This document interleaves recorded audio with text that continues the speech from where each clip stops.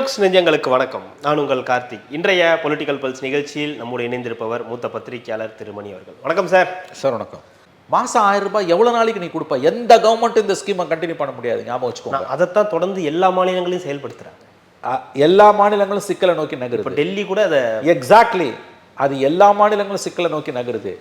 இப்போ மகாராஷ்டிராவில் நேற்று ஒரு மந்திரி சொல்லியிருக்காரு, 4 நாளைக்கு முன்னால் ஒரு மந்திரி, இந்த இலவசமாக பெண்களுக்கு கொடுத்ததால எங்களுக்கு தினம் 3 கோடி நஷ்டம்ன்றார். இது நம்ம தலையில் வந்து பெருசாக உட்காரும். There are 2 types of freebies நம்ம அடிக்கடி சொல்லுவோம், தேவையானது தேவையற்றது. கல்விக்கும் சுகாதாரத்துக்கும் கொடுக்கறது யாருமே கேட்கலங்க. பெண்களுக்கு இலவசமாக பேர் வந்து தேவை, ஏன்னா அது விமன் எம்பவர்மெண்ட். பஸ் சார்ஜ் ஒரு நாளைக்கு 20 ரூபா போகிற ஒரு பெண்மணி 1500 ரூபா ஒரு வேலைக்கு போகிறாங்கன்னா அவங்களுக்கு ஃப்ரீயாக நீங்கள் போகிறதால 600 ரூபா ஒரு நாளைக்கு அவங்க சேமிக்கிறாங்க, ஒரு மாதத்துக்கு சேமிக்கிறாங்க. ஒரு நாளைக்கு 20 ரூபா பஸ் சார்ஜ்னா 600 ரூபா அவங்க சேமிக்கிறாங்க. அவங்களுடைய ஊதியமே 1500 ரூபான்னா 600 ரூபா அவங்களுக்கு சேமிக்கிறாங்கன்னா, இதே இல்லைன்னா அவங்க 600 ரூபா அதுக்கு கொடுத்துட்டு 900 ரூபா தான் வீட்டுக்கு எடுத்துகிட்டு போவாங்க. ஒன்று. படிப்பு அதே மாதிரி.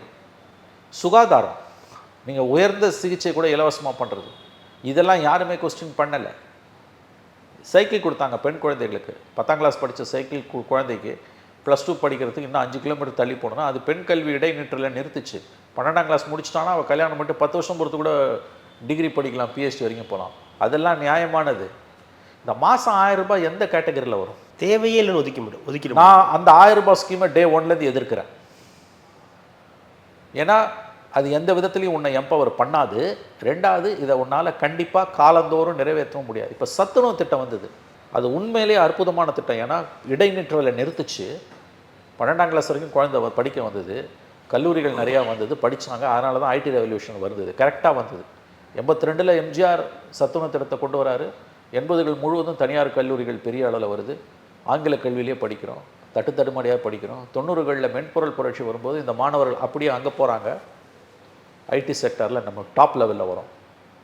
இன்ன வரைக்கும் மதிய உணவு திட்டத்தை யாரும் குறை சொல்லலை, சொல்ல வேண்டிய அவசியம் இல்லை. பெண்களுக்கான இலவச பேர் வந்து ஸ்டாலின் கொண்டு வந்தார், அற்புதமான திட்டம். ஏன்னா திரும்பவும் நான் சொல்கிறேன், அது பெரிய அளவில் பெண்களுக்கு உதவுது. அதாவது பெண்களுக்கு அந்த வகையில் உதவுது. நீ பேருந்துக்கு இலவசமாக பெண்களுக்கு நீங்கள் போடுறதுல எந்த தப்பும் இல்லை. ஆனால் 1000 ரூபாய் எந்த கேட்டகரி? இன்னொன்று 1000 ரூபாய் கொடுத்துட்டு நீங்கள் 5000 ரூபாய்க்கு விலைவாசி ஏறி இருக்கு. இன்னொன்று தெருக்கு தெரு தெரு தெரு நீ டாஸ்மாக் கடையை திறந்து இப்படி கொடுத்து அப்படி வாங்கிடுறீங்க. பொங்கல் சேல்ஸ் 75,000 கோடி, சாரி 750 கோடி. 2 நாள் பொங்கல், மாட்டுப்பொங்கல். பொங்கல் முதல் நாள், மாட்டுப்பொங்கல் லீவு, வள்ளுவர் தினம். பொங்கலுக்கு 2 நாள் இருக்குல்ல, போகியன் பொங்கல். 750 crores, 45,000 கோடி டாஸ்மாக் வருமானம். கடந்த ஆண்டு ப்ரொஜெக்ஷன் வாங்கல, அடுத்த ஆண்டு 50,000 கோடி நெருங்குது. அப்போ இந்த இலவசங்கள் நீ கொடுக்குற 1000 ரூபாய் அங்கே தான் போய் விழுது. நீ எப்படி கொடுத்தாலும் டாஸ்மாக் மறுபடியும் முன்னால் எடுத்துக்க முடியும். வேற நீ பஸ்ஸு கொடுக்குறதோ இலவச மதிய உணவோ மருத்துவமோ அந்த வகையில் அது வருதுன்னா அப்போ அரசு ஊழியர்களோட பிரச்சனையை அதை சால்வ் பண்ண முடியாதா? அப்போ நிதி சுமை அப்போ முடியல, அதான சிக்கல்.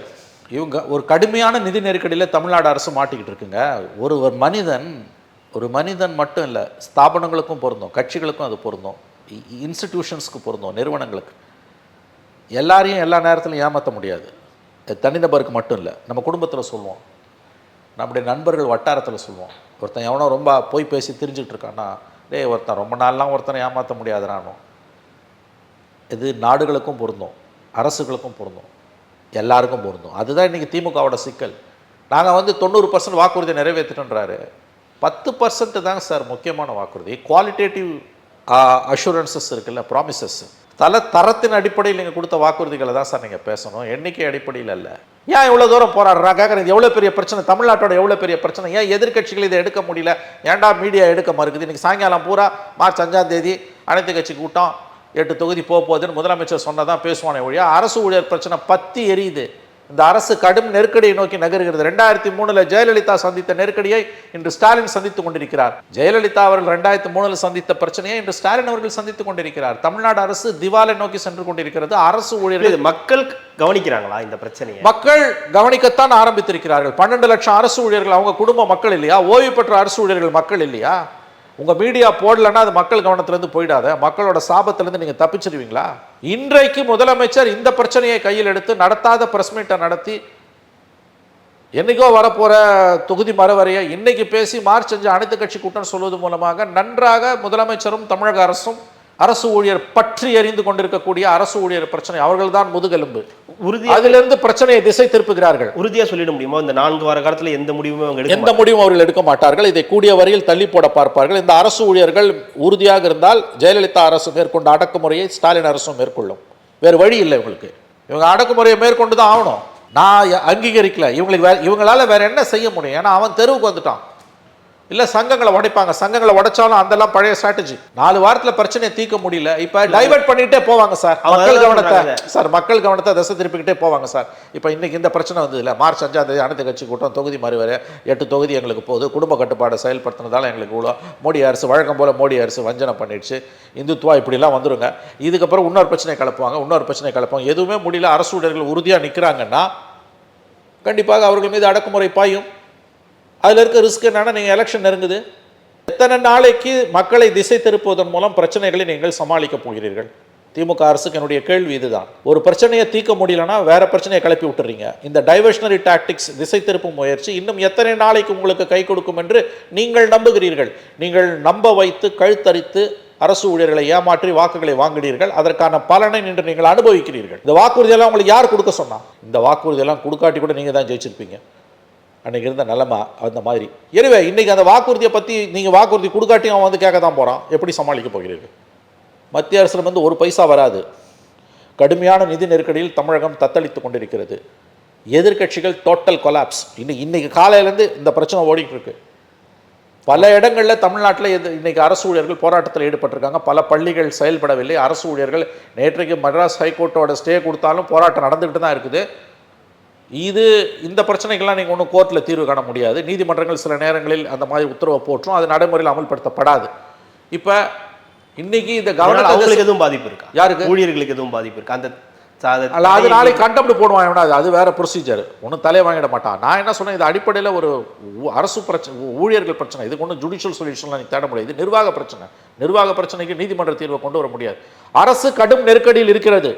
அரசு ஊழியர்கள் பிரச்சனை இந்த அரசுக்கு கழுத்தை சுத்தின ஆட்டுக்கள் வாங்க, மில் ஸ்டோன் இந்த நெக். இந்த அரசுக்கு மிகப்பெரிய சவாலாக அரசு ஊழியர் பிரச்சனை மாறிக்கொண்டிருக்கிறது. ஐயா, அதை புரிஞ்சுக்கோங்க. இது 2003 ஜெயலலிதா சந்திச்சதை 2025 ஸ்டாலின் சந்திக்கிறார். ஒரு விதத்தில் ஜெயலலிதாவின் அரசியல் வாரிசு தானே அவர். அவங்களே தானே. யார் அவர் கூட இருக்க திரும்ப சொன்னார்ல, கலைஞரின் அன்பு மகன் ஜெயலலிதாவின் அரசியல் வாரிசுன்னு. ஜெயலலிதாவின் அரசியல் வாரிசு ஜெயலலிதா சந்தித்த சவாலை என்று சந்தித்துக் கொண்டிருக்கிறார். மிகப்பெரிய திமுக அரசு சந்தித்துக் கொண்டிருக்கக்கூடிய மிகப்பெரிய சவால் இந்த அரசு ஊழியர் போராட்டம். இவங்க எத்தனை நாளைக்கு தேச திருப்புவாங்க?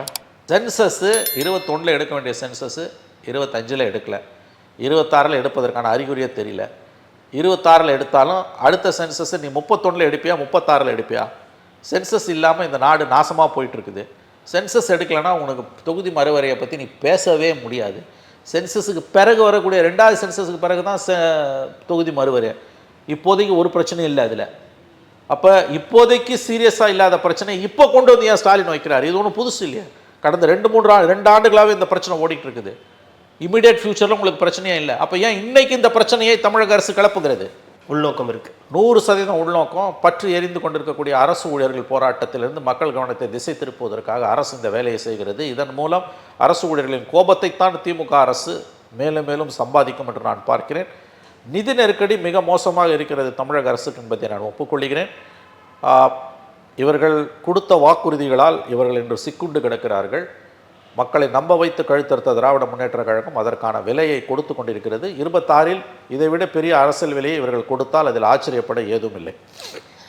தொடர்ந்து பேசலாம் சார். மிக்க மகிழ்ச்சி. இவ்வளவு நேரம் உங்களுடைய நேரத்தை ஒதுக்கி எங்களுக்காக பல்வேறு தகவல்களை பகிர்ந்தமைக்கு ரெட்ரோலுக்கின் சார்பாக மிக்க நன்றி. நன்றி சார்.